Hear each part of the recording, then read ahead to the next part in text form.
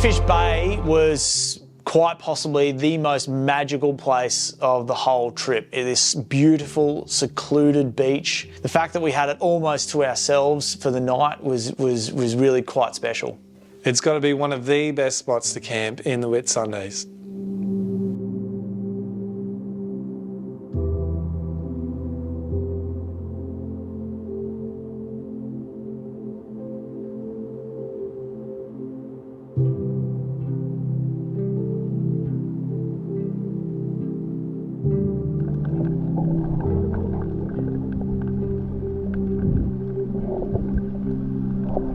Did a lot of snorkeling and the reef was amazing.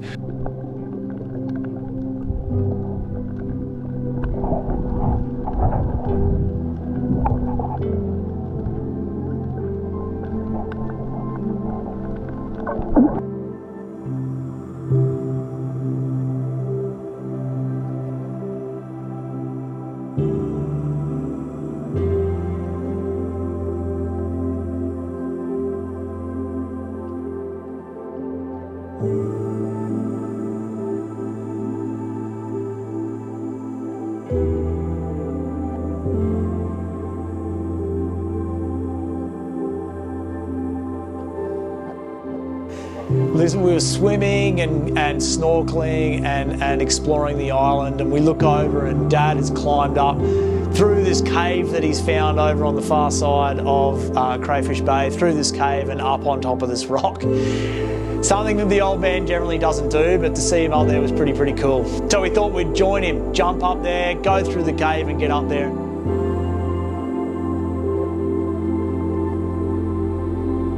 What do you call that stuff? They call it 5-in-1 herb, and it's like 5 different herbs together.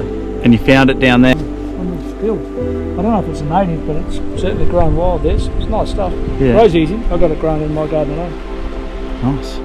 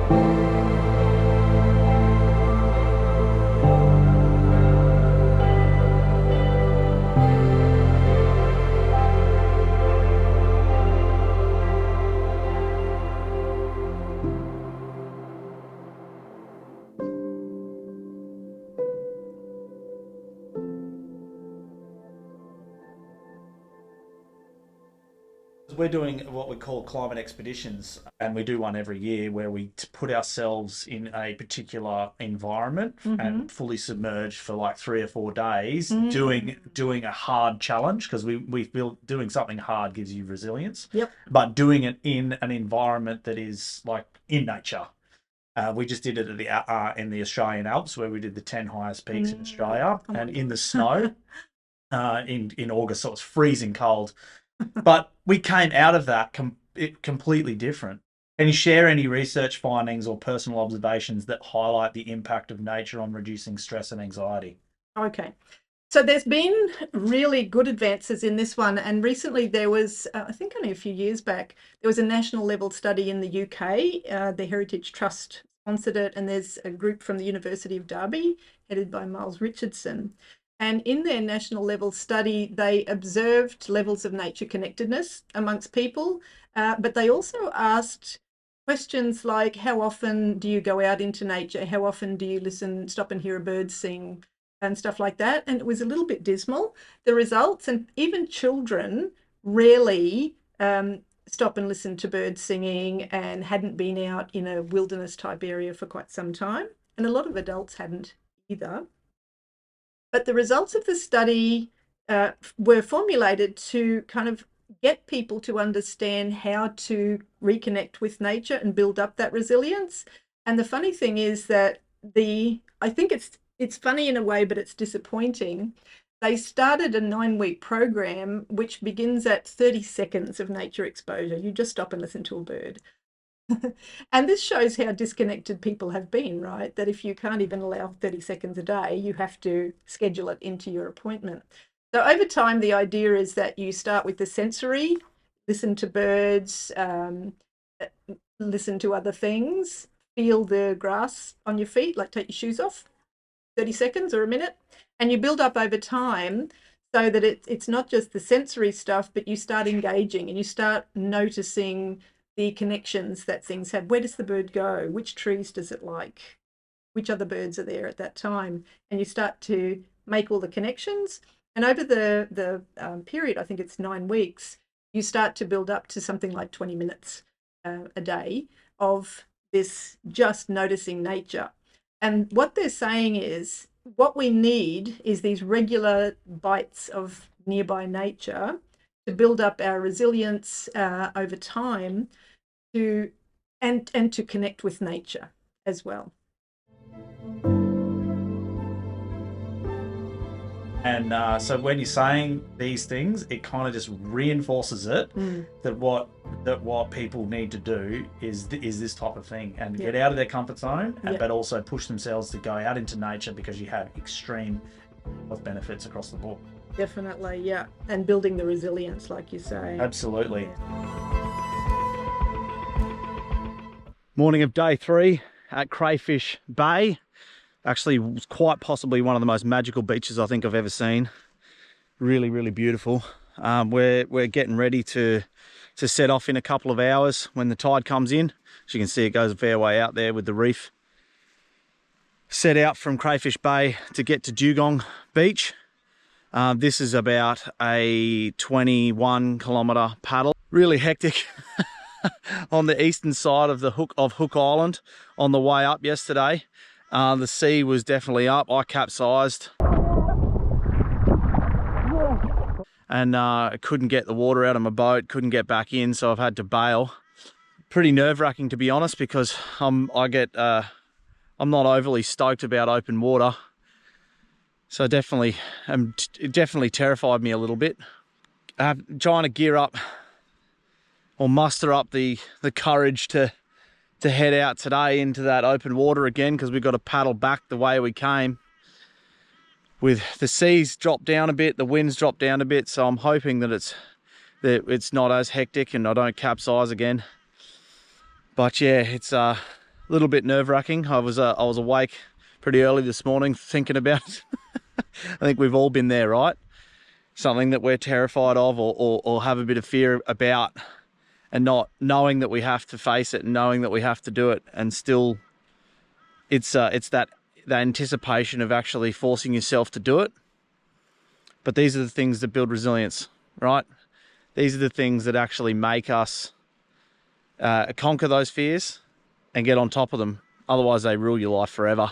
Managing all the tides and the channels and the currents and that here, as well as the winds, has been a massive learning curve, trying to understand how the environment works and what the climate is like here. It's been a very interesting trip so far.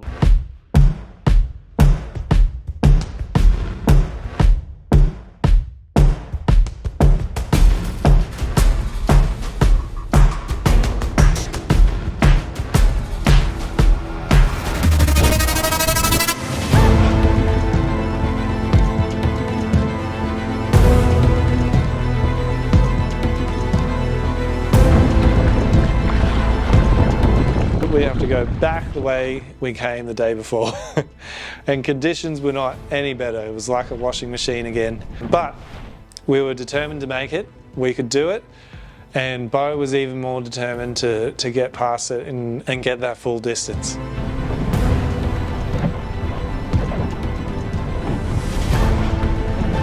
Part way back, there were some patches that weren't so bad and actually ended up being more of a headwind, like a slight headwind. As the tide and swell was hit, we were kind of crashing into the waves instead of against them. So it made it a little bit easier as with the bow of our boat actually slicing through the waves instead of slopping up against them. So it made it slightly easier as we got back through, but smashing it all the way through to get to the channel where we're a little bit more secluded from that wind on the other side, on the western side of Whitsunday Island, was definitely pretty challenging.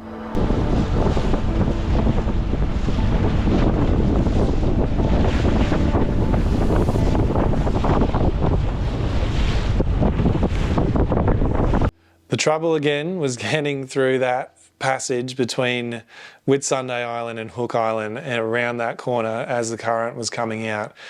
And we were trying to make it back to the Cairn beach, but the way the current was pushing us, we had to go to the other beach across on Hook Island. And it worked out better because that was the way the water was pushing us. Oh, we just made it onto the other side of the Cairn. It's taken us about an hour and a half to get there, to get here. It was super hard, especially heading through the channel. The current there gets unbelievable. You're just paddling as hard as you can and you still can't get through the channel. It's really ridiculous. But the waves on the way out from Crayfish Bay were really wild and really started to calm down by the time we started to get closer to Whitsunday Island. But this is one way you can deal with heat stress. Look at him. You get hot, jump in the water.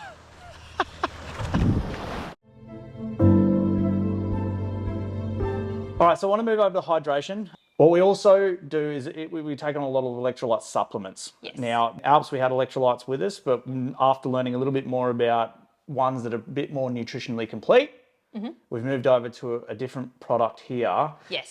With Dr. Hydrate. Now, these are local guys, but tell me about the electrolytes and kind of the things that we need to be expecting when we're actually burning through. What do we need?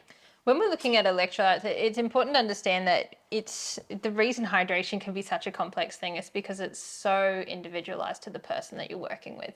So say you versus the person that you're doing this event with will need different levels of hydration. You'll need different amount of fluids, you'll need different amounts of electrolytes based on your weight, how much fluid you would generally lose in those situations. You've also got the factors of being exposed to heat and the environment. So when we're looking at things like your electrolytes, you're looking at things like your sodium, your potassium, your magnesium, even calcium, phosphorus, all those sorts. They're all big components of your sweat loss. When those things get out of balance, it can have pretty bad impacts on the rest of your body in terms of not just your performance, but your overall well-being. Getting something like low sodium levels in your blood, for example, you'll start to get quite sick. And you'll almost appear drunk if you've ever seen those situations in marathons where people have just drunk water and water and water and water and water and not replaced any of the sodium or electrolytes they've lost. They'll be stumbling around and they'll pretty much be acting drunk because the body is not functioning properly. You don't want to be in that situation when you're out on the water or climbing an Alp. Either way, you don't want to be stuck in that predicament. So the best way to do it is to figure out your individual fluid loss, your sweat rates. You can calculate that in a couple of different ways. You'd then want to figure out if you're a salty sweater or a not so salty sweater. It's something where genetically we're predisposed to be one or the other. So for example, would you consider yourself a salty sweater? Yeah, I guess so, yeah. Yep. What gives you the idea that you're a salty sweater? Because my shirts, when I'm off the roof after doing a major install, my shirts are covered in salt rings. Yeah, so you are a very salty sweater. So if you're the kind of person that can literally leave salt rings on your clothes, you've got to be using electrolytes in any kind of endurance event, whether it's in the heat, whether it's in the cold, it doesn't matter. You're going to be losing a lot of sodium plus your other electrolytes like potassium as well. You would want to be replacing them throughout the whole event. It's not just a once-off dose. You'd probably want to top it up throughout, every couple of hours throughout that period of time. But that particular supplement is really quite good. It's a bloody good supplement. It's a really good supplement because it's not just the electrolytes that are in there. It's got extra vitamins in it as well. Yeah, the vitamins and minerals that they've got are designed to be the ones that athletes need more of. Yep. So that it can help with the repair process. Like it's got zinc and everything in there, which is a big part of your recovery response. Gotcha. So they're not necessarily in it for hydration. It's overall sort of recovery of the athlete that they've thought about, which is why I like them. Yeah. So when you're talking about things like this, like sodium, potassium, magnesium, those sorts of things, that's mainly for electrolyte loss and fluid and to help, I guess, for us to reabsorb some of that water. Yep. The other things you were talking about when it comes to recoveries and things like that, we're talking about like zinc and these other minerals or these other vitamins you were saying. Is that what's that designed to help in recovery? Yeah. So those sorts of things are big parts of your immune response. When you're thinking about what's happening to the body in exercise, it's essentially a stressor on the body. Anything that you stress out from, you need to recover from. And that usually the recovery process is through the immune response. That's your body's attempt at trying to get you better again. You'll need things like zinc, the selenium in there as well. It's, supplements like that are great because they're designed not just to rehydrate, but to recover in the bigger picture of things. And it's the same when you're looking at your food. You don't want to just be thinking about one thing. You want that more holistic approach that's going to help you in that moment and in the next 24 to 48 hours as well. Plus the long term when you do eventually finish your trip and you're ready to be a bit of a couch potato and recover and get better as a result. That supplement as well is quite good. It's got calcium in there. Calcium is one of the main minerals that your muscles actually need to contract. Okay. So that's why it's another handy one to have on board.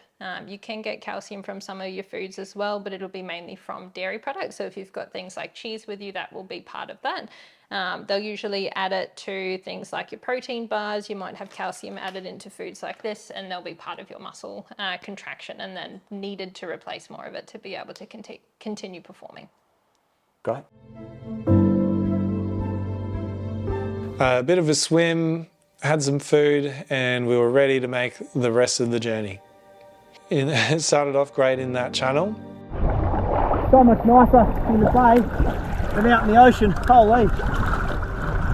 But as we got more out into the middle, a headwind started to push us. I mean, we were getting, 25 to 30 knot winds, headwinds straight into us. So we were paddling into this. It was essentially holding us still. It just felt like you weren't going anywhere. You could feel you were moving, but just the way the wind was pushing, it was like twice as hard to get through it. With that, we got to the point where it was like there was multiple points through this part where Reese and I, we just felt like giving up.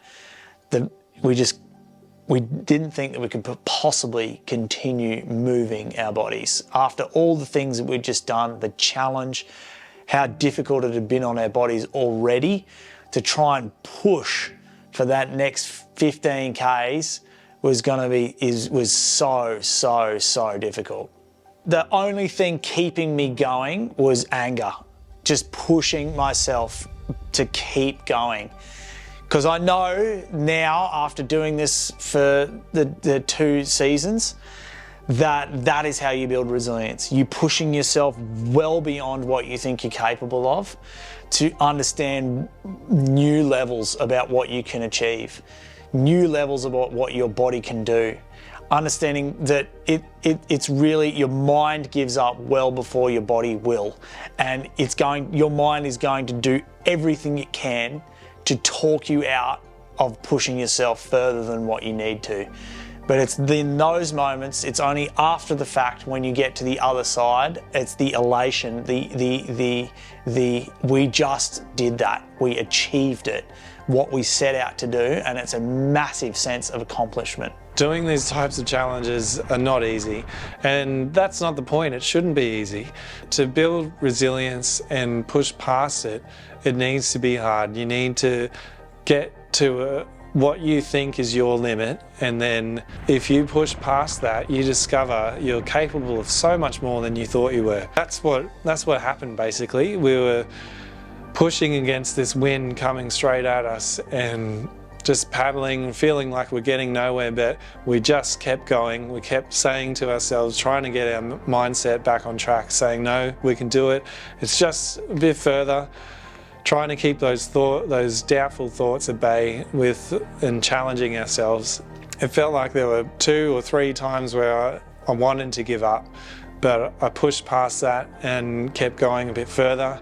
And then it came again and pushed past that again. And it's just, once you get past that and you're on the other side, things seem easier. resilience, because you've got to expose yourself to environments, different things that make you uncomfortable.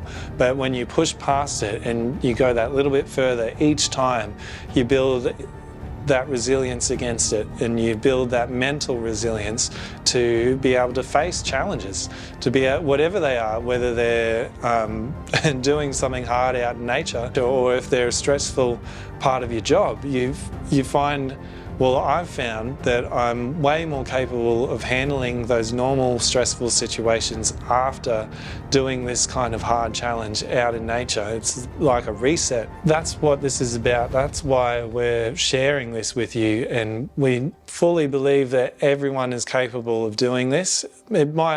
Everyone's challenge might look different. You should pick something that you're comfortable with, but it's just that little bit outside your comfort zone, and you push past that limit that you think is your limit, you will find the benefits of that ripple through your life, and just everything will seem easier.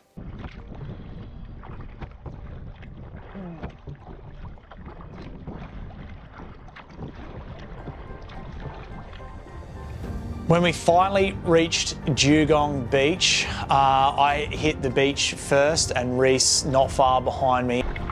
Hey.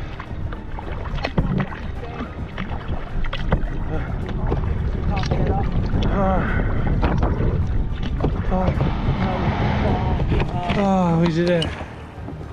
Oh man. I'm trying. I can't even stand up.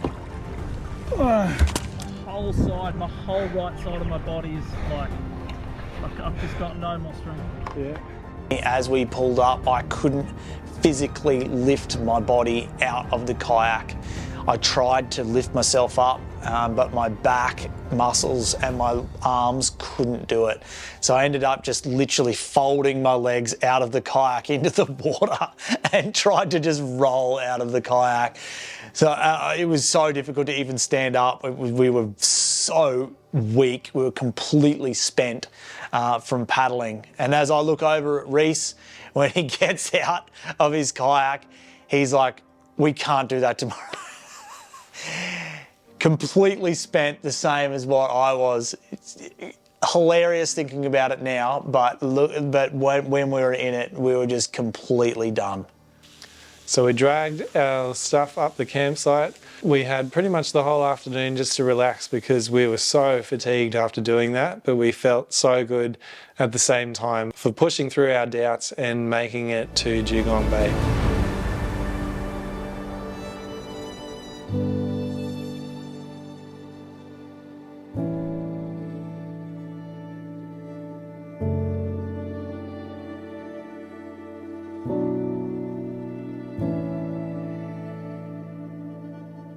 We checked the weather before we left, because the original plan was that we were going to leave from Dugong Beach and paddle through the Whitsunday Passage back to Chute Harbour. This would have given us actually a lot further than 50 kilometres. It was another 22 k's or something from Dugong. But the conditions had gotten worse, and the Whitsunday Passage was crazy. The swell had gotten well up in that time, and so we decided that was going to be the trip, and it was actually going to be safer for us to just motor back in the boat. So instead of doing the kayak trip across the Whitsunday Passage, we decided that we were going to hike from our campsite all the way up to the top of Whitsunday Island as a really great little throwback to what we had just done for season 1. And it was really cool. It ended up taking us about 2.5 hours, roughly about 7.5 kilometres of hiking for the day. So we pushed ourselves again in a slightly different way. I was just thankful that I didn't have to use my shoulders today. It was just walking.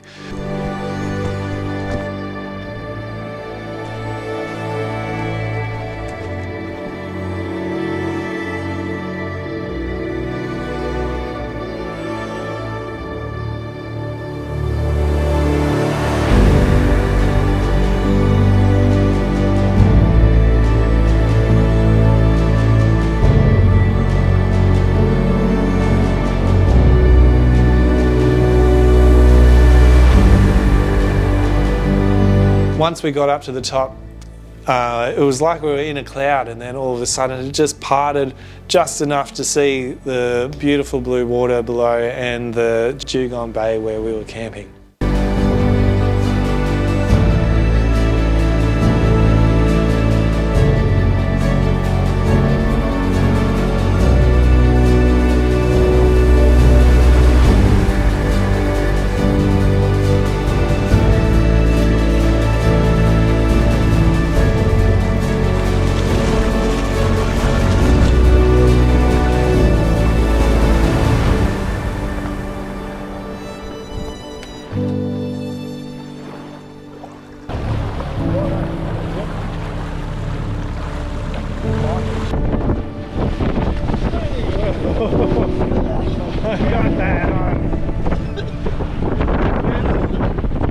And we're so glad that we decided that we weren't going to paddle, because again, that 30-knot headwind was still blowing and the swell was crashing. There was waves that were actually coming over the front of our boat. So good decision.